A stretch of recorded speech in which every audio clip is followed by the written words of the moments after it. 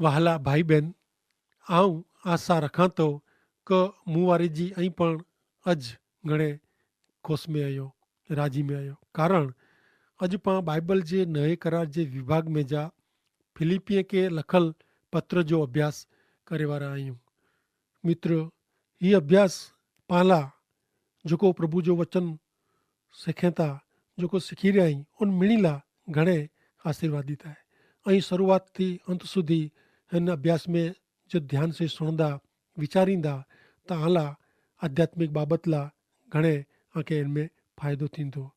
तो सुणो फिलिपिय खे लखल संत पाउल जो पत्र, तंहिंजो पहलो अध्याय ने तंहिंजी पहली 3 कलम में कुर चवनि था। ईसु ख्रिस्त साथे संबंध में आवल फिलिपी में रहंदल ईश्वर जा मिड़े लोक समाज मंडल जा आगेवान ने मददकर्ता के लिखंदल ख्रिस्त यीशु जा सेवक पाउल ने तिमोथी पंहिंजा ईश्वर पिता ने प्रभु यीशु ख्रिस्त आके कृपा ने शांति ॾिए। जॾहिं जॾहिं आऊं आके यादि कयां थो, तॾहिं तॾहिं आऊं मुंहिंजे ईश्वर जो आभार मना थो। ऐं मित्र, फिलिपिय खे लखल संत प्रेसित पाउल जो पत्र वाचियो हुयो। उहो जेल में जा लखल पत्र में जा जो हिकिड़ो आहे। संत पाउल जॾहिं रोम शहर में ने इन जी जेल में पुरायलो हो, तॾहिं जेल में जा उहो 4 पत्र लिखे वे।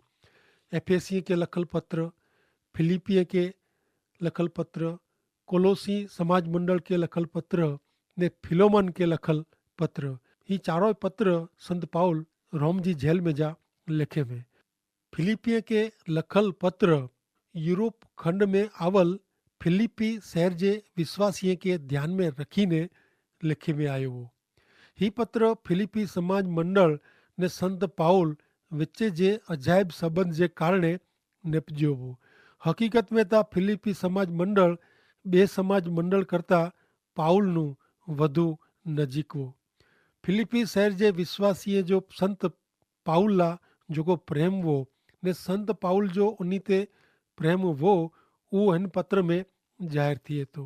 हिन पत्र में विश्वासीय खे जेको उच्चे प्रेम जो अनुभव क्या खपे, उन अनुभव जी चर्चा विचारणा करे में आई आहे। हिन प्रेम जे उच्चे स्थान में पां मिड़े नथा जीवो, पण ईश्वर इच्छे था कि पां अहिड़े प्रेम जे उच्चे स्थान में रहो ने जीवो। सुख ना जो शब्द पां सामे अनेक चित्र उपजाए थो। त्योहार जे ॾींहुं क वर्षगांठ जे जन्म ॾींहं जी भेंट ने बख़्शीसूं, हथ में हथ जली फिरेला वञणूं, मजाक मस्करी, खोटी ॻाल्हियूं ने खोटी खिलूं, हास्य मजाक ने घणेला रजा घारेला प्रवास ते वञणूं वग़ैरह। हरेक माण्हू खे सुख गमे थो ने इच्छे थो ने हू पुठियां माण्हू पंहिंजी सॼी ज़िंदगी पण विञाए ॾिए थो। सुख पुठियां सुख साधन भेरा कयूं था, पण जो सुख पंहिंजी परिस्थिति ऐं संजोग मथे आधार रखंदा वे त रमकड़ा किटाए वञे। जीवन साथी का प्रेमी जन जे मरण टाणे मांदा पऊं, तॾहिं पैसे जी तंगी वे, तॾहिं सुख जा मिड़े सपना अधूरा रहिजी आवे, तॾहिं कुरो थिए थो। घणे वार सुख अदृश्य थी वञे थो, हताशा निराशा घेरी वञे थी। सचो सुख, सची शांती उता भरोसा पात्र ईश्वर जे प्रेम जी ने कम जी ख़ातिरी आहे। अहिड़ी ख़ातिरी कि गमे हू थिए, पण ईश्वर तां पां भेरा रहे था। सुख घटाना संजोग ने बनाव मथे आधारित आहे, पण आनंद मजा प्रभु यीशु ख्रिस्त मथे आधारित आहे।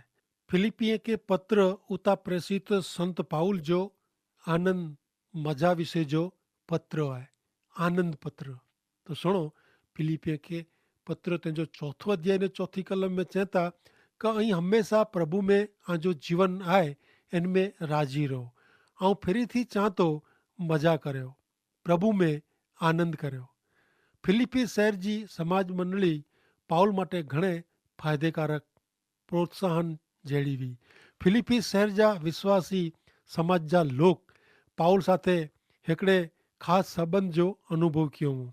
तंहिं लाइ संत पाउल उन भेरो अंगत प्रेम ने लागणी ज़ाहिर कंदे ही पत्र लिखे हुए।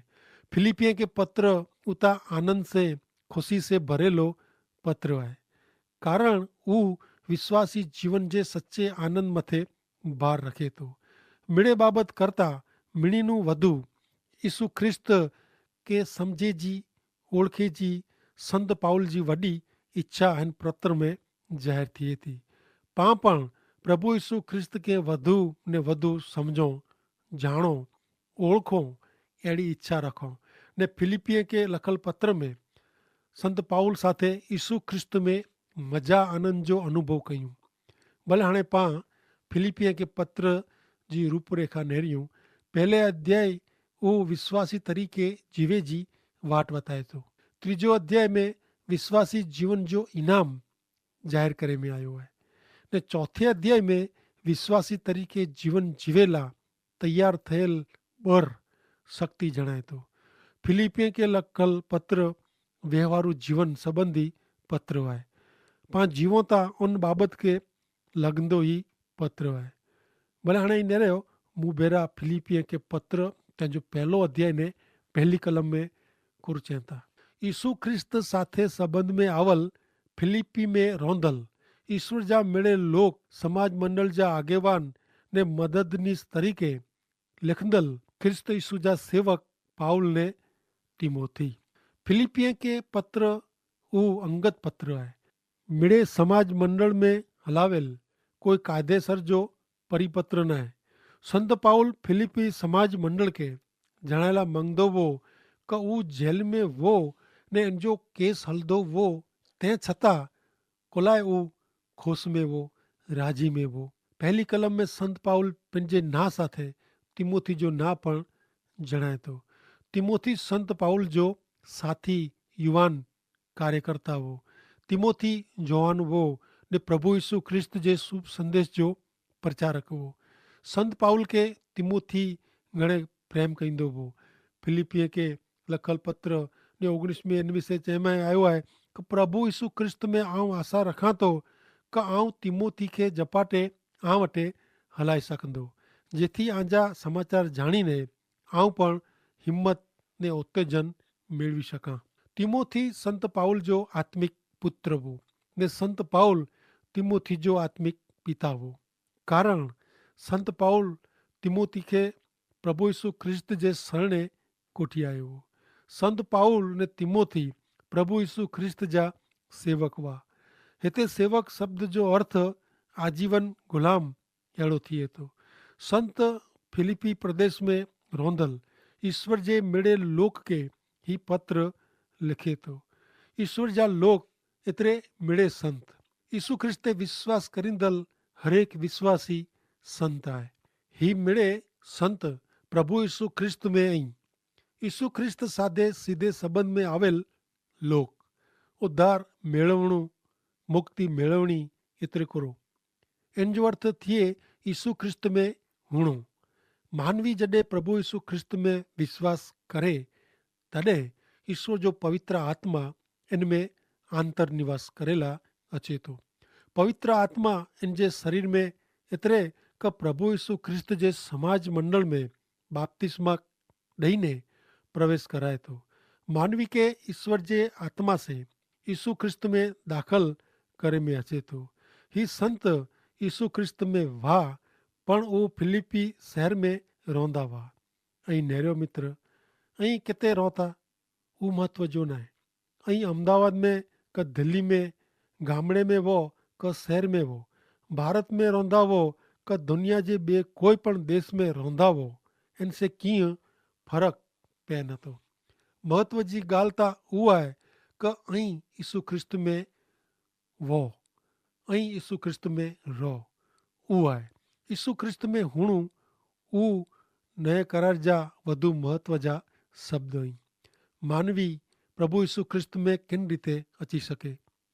मानवी यीशु ख्रिस्त जो पंहिंजो अंगत मुक्तिदाता तरीक़े स्वीकार करीने प्रभु यीशु ख्रिस्त में अची सके थो।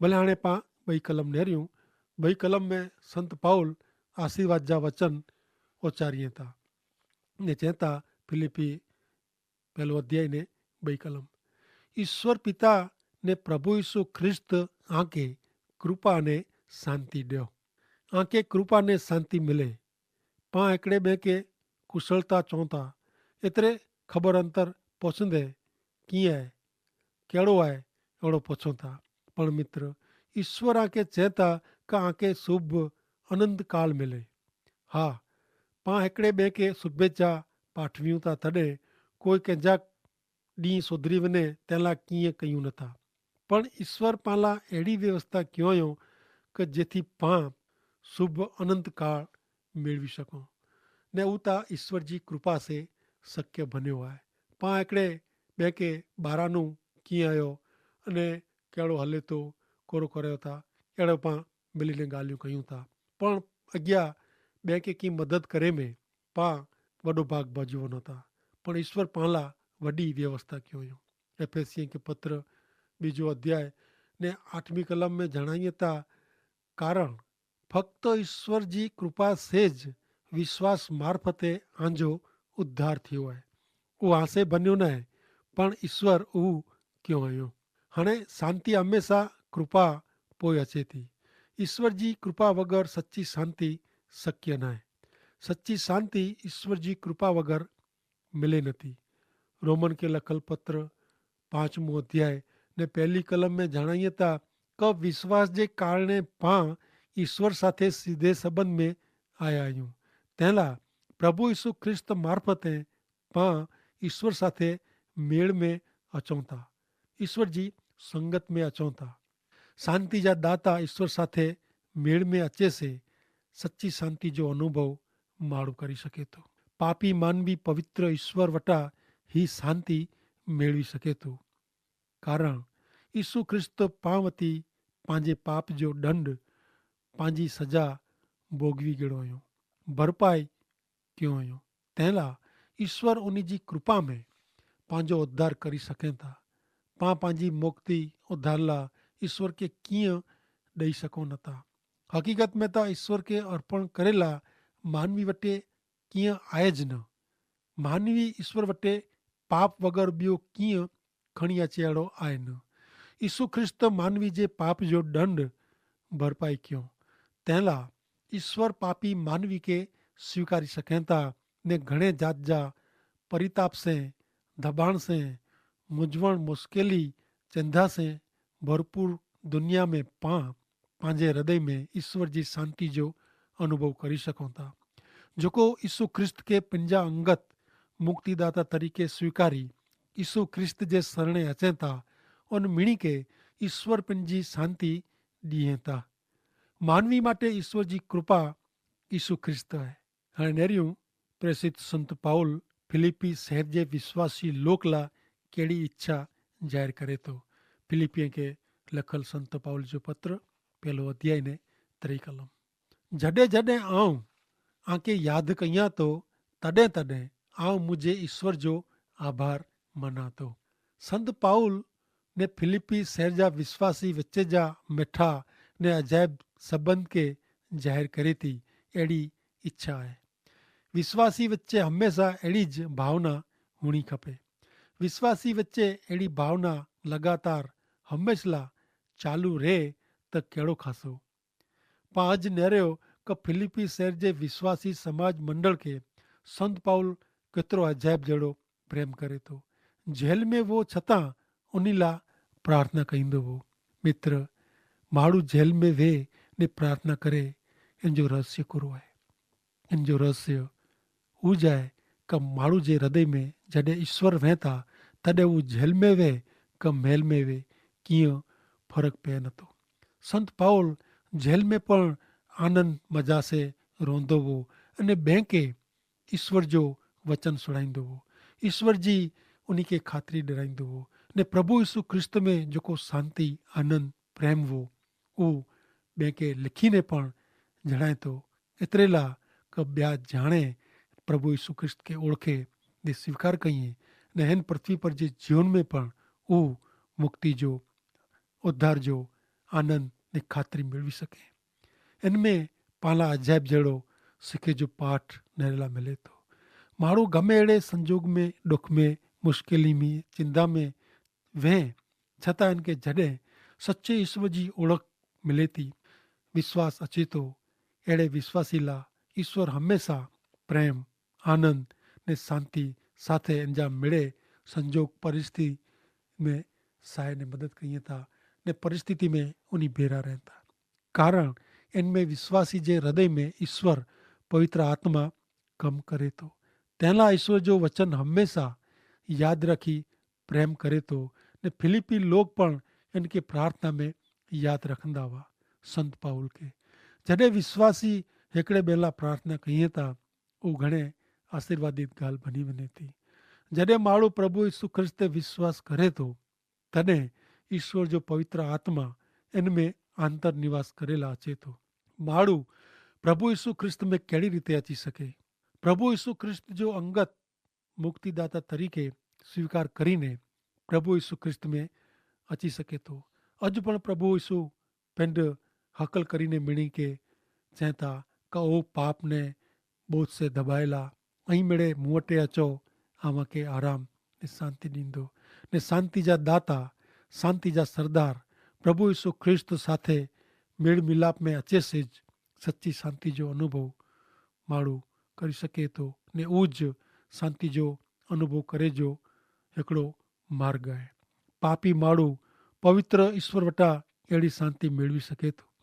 कारण प्रभु यीशु ख्रिस्त पां वती पंहिंजे पाप जो दंड, पंहिंजे पाप जी सजा भोगवी गणो हुयो ने तंहिंला ईश्वर जी कृपा में पंहिंजो उद्धार करी सघनि था ने दुनिया जो कोई पण माण्हू उहो माण्हू गमे उहो वे पर जॾहिं प्रभु यीशु ख्रिस्त खे पंहिंजा अंगत मुक्तिदाता तरीक़े स्वीकारी पंहिंजा पाप क़बूल करी यीशु ख्रिस्त जे शरणे अचे थो उन्ही खे ईश्वर पंहिंजी शांति ॾिए था।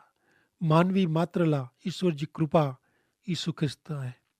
अॼु पण प्रभु यीशु ख्रिस्त हरेक मानवी खे आमंत्रण ॾिए था ने चए था क पाप ने बोझ से दबाएला ऐं मेरे मूं वटि अचो अव्हांखे आराम ॾींदो, शांति ने शाश्वत जीवन जी भेट ॾींदो। फिलिपी लोक के पत्र में पाके फिलिपी शहर जा विश्वासी लोक ने संत पाउल जा मिठा ने अजायब सबन जी भावना नरेला मिले थी। विश्वासी विचे हमेशा अहिड़ी ज भावना रहे त कहिड़ो ख़ासो। पां अॻिले कार्यक्रम में नेरीबो त संत पाउल फिलिपी लोक ला कॾहिं कॾहिं न पण हमेशा प्रार्थना करे तो वो पाके नेरेला मिलदो ने खुशी से ने आनंद से ने मजा में राजी पे प्रार्थना कईंदो हो। यीशु ख्रिस्त प्रेम, आनंद ने शांति जा मूं रही। यीशु ख्रिस्त साथे जे अंगत व्यक्तिगत संबंध से विश्वासी जे जीवन में आनंद जो अनुभव करी सघे थो। हीअ आनंद माण्हू जी हालत संजोग ते आधार नथो रखे पण हृदय जे उणाण जी परिस्थिति ते आधार रखे थो। અહીંયા જે જીવનજી મૂંઝવણ चिंता के ध्यान में रखो ने बबड़ाट કર્યા કર્યો તો અહીં આજે जीवन में खुशी जो अनुभव करी सको न। सच्ची ईश्वर जी शांति, प्रेम, आनंद मेळवेला हिकिड़ो ज मात्र उपाय आहे कि पां ईश्वर जी जहिड़ी इच्छा आहे इनके हृदय में रखो, ईश्वर जी इच्छा के ध्यान में रखो, ईश्वर के गमे तो अहिड़ो जीवन, विचार, वाणी, वर्तन रखो।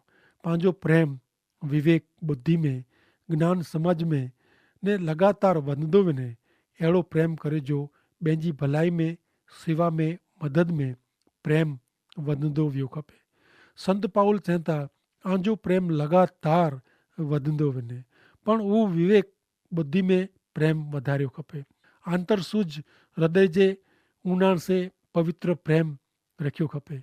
जिते सचो, शुद्ध ने निखालस प्रेम आहे हुते ज सचो आनंद वेहे थो। अहिड़ो प्रेम, आनंद जो मूल प्रभु यीशु ख्रिस्त आई। जंहिंजे हृदय में प्रभु यीशु ख्रिस्त जे सच्चे विश्वास से स्थान आहे उन्हीं जे ज हृदय में सच्ची शांति, आनंद ने प्रेम हुई सघे था। ने अॼु पण प्रभु यीशु ख्रिस्त उहो ज सच्ची शांति, आनंद ने संतोष करेला मिणी खे अकल कईं था कि ऐं मिड़े मूं वटि अचो त ऐं मिड़े प्रभु वटि अचो। अहिड़ी ख़ासि आशा रखां थो। तंहिं માટે ઈશ્વર પિતા खे आशीष ॾियो। आमीन।